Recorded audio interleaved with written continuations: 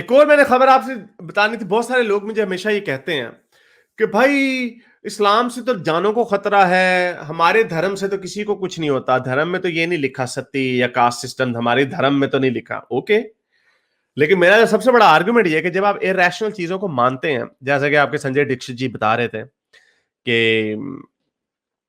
ईश्वर है, आत्मा परमात्मा है, इसको समझने के लिए इसको कितनी मजे की बात है। वो थोड़े से लोग जो इंटेलेक्चुअल किस्म के संजय दीक्षित साहब जैसे वो लोग समझ के, बाकी हम सारे जाहिल, हमें तो समझ नहीं आती।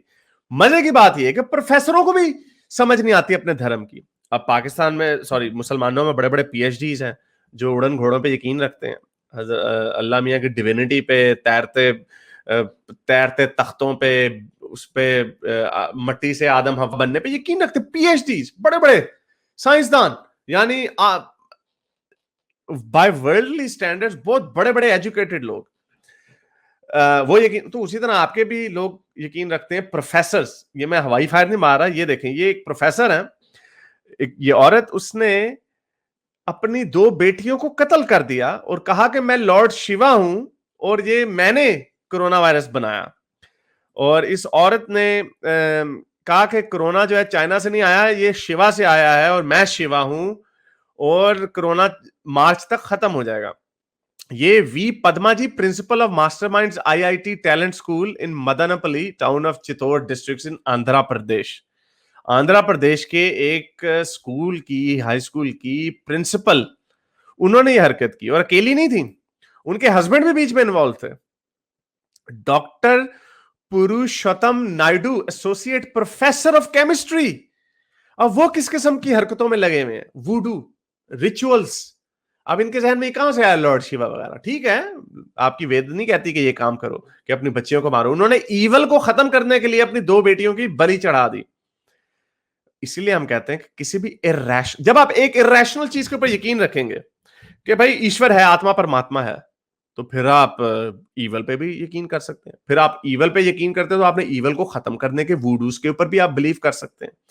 आप जब जन्म पर जन्म पे यकीन रखते हैं तो आप उस जन्म को, अगला जन्म बेहतर करने के लिए उसके ऊपर भी यकीन कर सकते हैं। फिर आप ये भी बिलीव कर, वही मैजिक का जो सिलसिला है, जब लोग मैजिक पे यकीन रखते हैं तो ऑटोमेटिकली लोग उस मैजिक को तोड़ने के ऊपर भी यकीन करते हैं। तो उसी तरह जब आप लॉर्ड शिवा पे, सुपर नेचुरल चीजों पे यकीन करेंगे तो आप ईवल को खत्म करने के लिए जो इन्होंने हरकत की वो भी आप बिलीव रखेंगे। इन्होंने 25 साल की लड़की, अपनी बेटी और 22 साल की लड़कियों को डंबल से मार दिया और इन्होंने ये कहा कि हम बिलीव करते हैं कि ये आ जाएंगे। और it seems like the whole family जो है बड़े एक्सट्रीम किस्म के रिलीजियस बिलीफ में मुब्तला थी। और ये मौतें जो हुई हैं ये इसका रिजल्ट है। पुलिस वाले ने कहा कि पेरेंट्स को खुद कोई इंजरी नहीं हुई और वो ट्रांस में थे। ओम शांति होम, वो ट्रांस में थे। Next next level of consciousness को हमें ये समझाने की कोशिश करते हैं ना सारे भागते, आपको कॉन्शियसनेस का नहीं पता। तो ये वो कॉन्शियसनेस के नेक्स्ट लेवल पे पहुंच चुके हुए थे जहां पे वो ट्रांस में थे कि अब हमारी बच्चियां वापस आ जाएंगी। They also believe the girls will return, कि लड़कियां जो है हमारी वापस आ जाएंगी क्योंकि हमने ईवल को खत्म करने के लिए इन लड़कियों की बलि चढ़ाई है। सो दैट इज वाई, चाहे डॉगमा सुपरस्टिशन जैसी भी हो, आप बेशक अपनी आर्म चेयर के ऊपर बैठ के दुनिया को भाषण देते रहें कि इनको तो समझ ही नहीं है कि आत्मा परमात्मा क्या चीज है, या कॉन्शियसनेस की प्रॉब्लम क्या है, या ईश्वर कहां है, इनको नहीं पता, ये इन्होंने तो हमारी उपनिषद पढ़ी ही नहीं, वगैरह वगैरह। सिंपल सा एक अपने पल्ले बांध ले, सिंपल सी लॉजिक है, वेरी सिंपल लॉजिक, इसमें कोई कॉम्प्लिकेशन नहीं। कोई आपको, मैं नहीं कहूंगा कि आपको हारिस सुल्तान की किताब पढ़नी पड़ेगी या रिचर्ड डॉकिंस पे पीएचडी करनी पड़ेगी या बर्ट्रैंड रसल पे पीएचडी करनी पड़ेगी। नो, सिंपल सी लॉजिक। रिपीट आफ्टर मी, मेरे बाद ये कहें कि मैं किसी ऐसी चीज पे यकीन नहीं करूंगा जिसका कोई एविडेंस नहीं है। That's it. इसका मतलब ये नहीं कि that thing is either true और फॉल्स। मैं बिलीव नहीं कर सकता, मैं अपनी लाइफ इस बिलीफ पे नहीं गुजार सकता कि वो है। You can say I am open minded, तो लेकिन ये लोग ओपन माइंडेड है जो बड़े मजे से हमें ताना मारते हैं, ये तो एथियस्ट हैं, ये तो ओपन माइंडेड ही नहीं है। तो ओपन माइंडेड तो वो होता है जो कंक्लूजन ड्रॉ ना करे। आप तो कंक्लूजन ड्रॉ कर चुके हैं कि ईश्वर, आत्मा, परमात्मा, एस्ट्रोलॉजी और मूर्ति पूजा इज ऑल ट्रू। तो आप कहां से ओपन माइंडेड हो गए? आप कैसे हमें ओपन माइंडेडनेस का भाषण देने वाले हो गए? हम तो कह रहे हैं कि हम एग्नोस्टिक एथियस्ट हैं। हम आपको ये कह रहे हैं कि जितने रिलीजन हमने देखे हैं, जहां जो उनके फिलहाल जो क्लेम्स है, जो उन रिलीजन के क्लेम है, आत्मा, परमात्मा, अल्लाह मियां, उड़न घोड़े, उड़न monkey, Jesus walking on water, ये जितने भी क्लेम्स हैं, आई एम सॉरी टू से ये क्लेम्स रीजनेबल नहीं है, क्योंकि इनका कोई एविडेंस नहीं है। सो दैट्स व्हाई जितने रिलीजन हैं, धर्म है, वेज ऑफ लाइफ है, get out, we don't believe in that. अब आते हैं, अच्छा maybe Haris, but you cannot disprove, आप ये डिसप्रूव नहीं कर सकते कि यूनिवर्स को किसी ने बनाया। ओके, ये 1000 दफा कह चुके हैं कि that thing may exist, but if it does exist it's irrelevant. वो इररेलेवेंट है क्योंकि उसने हमसे कांटेक्ट ही नहीं किया।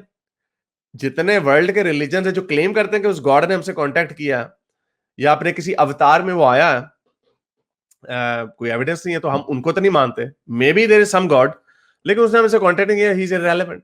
सो गॉड ऑफ इररेलेवेंस का जो मेरा आर्गुमेंट है, आई डोंट नो कि ये किसी और ने आर्गुमेंट दिया, but it's a very brilliant argument. ये I think it's a god of इररेलेवेंस।